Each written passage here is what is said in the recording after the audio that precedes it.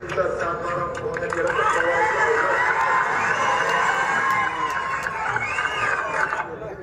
जनतेला स्पष्ट सांगतो, 31 तारखेच्या आत आपापले पैसे भरा ती कर्जाचे.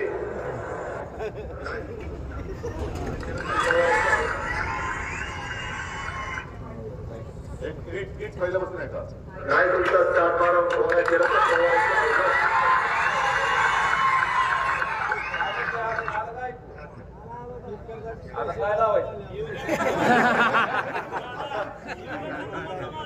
आता आता कोणाची अवलाद लावणार? खोटी माणसं एवढे निर्दयी, म्हणजे मी नेहमी सांगतो की दगडाला सुद्धा पाजर फुटेल, पण ह्या निर्दयी निष्ठुर राजकारण्यांना पाजर फुटणार नाही. यांना पाजर तुम्हाला आणि आपल्याला मिळून पडावं लागेल. परत निवडणुका आल्या काहीतरी कोपऱ्याला गुळ लावतील आणि तुम्ही पुन्हा भोळे पडणार. कारण मी काल पण बोललो, माझा शेतकरी भोळा आहे पण मूर्ख नाहीये. तो प्रामाणिक आहे, तो चोर नाहीये, तो मनाने श्रीमंत आहे, दिलदार आहे.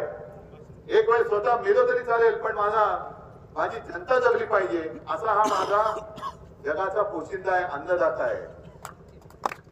आता एक जूनचा यांनी मुहूर्त काढलाय. निवडणुकीच्या वेळेला काय बोलले होते म्हणून मी तुम्हाला ऐकवतो हे, की आमचं सरकार आलं म्हणजे त्यांचं भाजपचं सरकार आलं तर आम्ही शेतकऱ्याचा सातबारा करू, कोरा कोरा कोरा. ठीक आहे, दिलं शेतकऱ्यांनी, मत चोरी करून निवडून आले, पण धरून चालत दिलं तुम्ही सगळ्यांनी मत.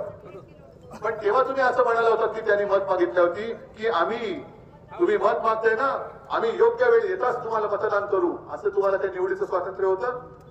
1 तारीख जाहीर झाली आणि त्या तारखेला तुम्हाला मतदान करायला लावलं आणि निवडून आल्यानंतर सांगताय की आम्ही आता योग्य वेळी कर्जमुक्ती करू. आता मुक्ती कधी करणार?